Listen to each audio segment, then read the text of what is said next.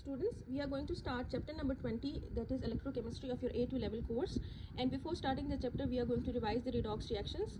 And the species losing electrons is being oxidized. You know this information, and it acts as a reducing agent. On the other hand, the species gaining electron is being reduced, and it acts as an oxidizing agent.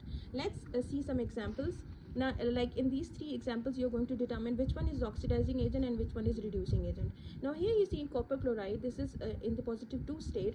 So here in the products, it has been converted into zero oxidation state. So it has been reduced. So it acts as an oxidizing agent. On the other hand, iron is in the 0 state, and here it is in the +2 state. So it has been oxidized. So this means it is acting as a reducing agent, 0 to +2. So similarly here, this is copper, it is in the 0 state, bromine also in the 0 state, but here copper has been oxidized. So this is acting as a reducing agent because it has lost electrons. And here bromine, it is in the 0 state and it has been reduced, so it acts as an oxidizing agent. Now here PbO2, this acts as an oxidizing agent because in Pb it is +4 in state, and PbSO4 it is in +2 state. Okay, so it has gained 2 electrons. So it has itself being reduced, but it is acting as an oxidizing agent. On the other hand, in SO2 the sulfur state is +4, but in this case it has +6 state. So it has +4 to +6, it has lost electrons. It has been oxidized, so it is acting as a reducing agent. So it's a very easy information. You already know it in your O levels. Now this is, you have to construct full redox equations from the following pairs of half equations.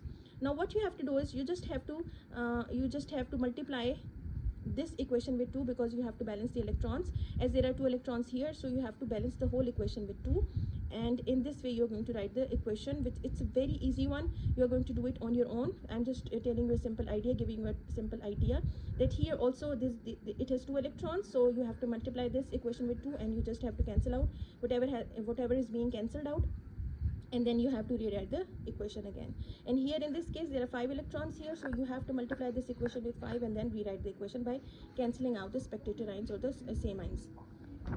Now here you see, let's start the electrolysis. The electrolysis is the let's see the electrolytic cell. Electrolysis basically is the decomposition of a compound in its elements by an electric current. You must know that it is the decomposition of a compound by passing the electric current through it, and it is often used to extract metals that are high in the reactivity series. Okay, that is potassium, sodium, calcium, magnesium, aluminium. They are in the high series, they are in the high level in the reactivity series, so they are extracted by the electrolytic cells. Okay, and the other use is that electrolysis is also used to produce non-metals such as chlorine and to purify some metals. Okay, so these are the uses of electrolysis.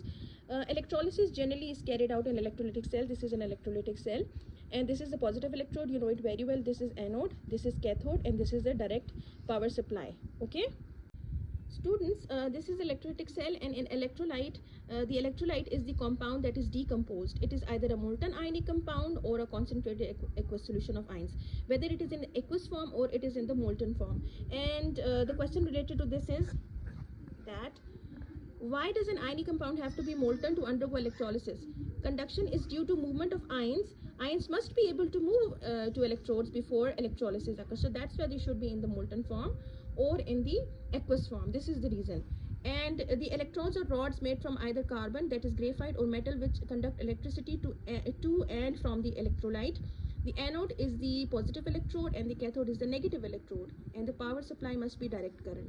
Now the question related to this topic is, we have to give 2 properties of graphite that make it a suitable material for use as an electrode. Explain your answer.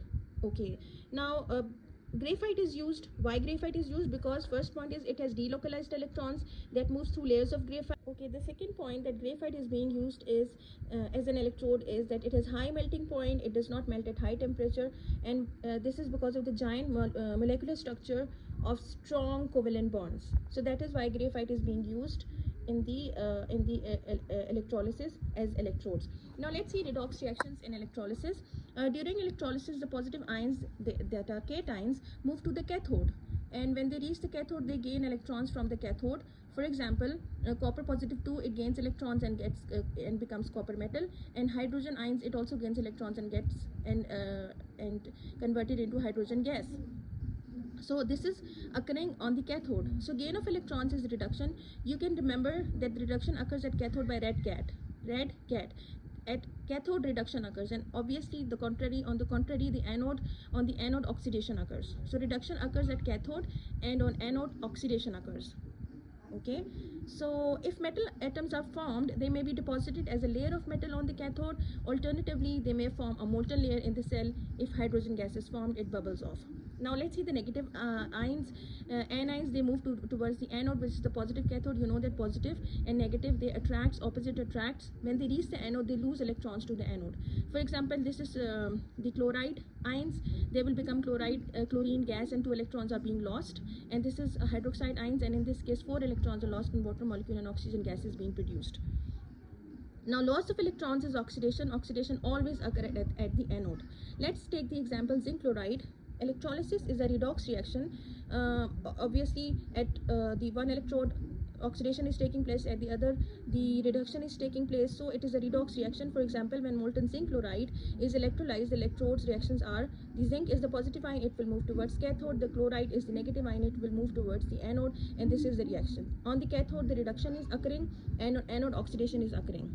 The electrons lost at the anode balances the electrons gain at the cathode, so the overall reaction is this: positive 2, it has,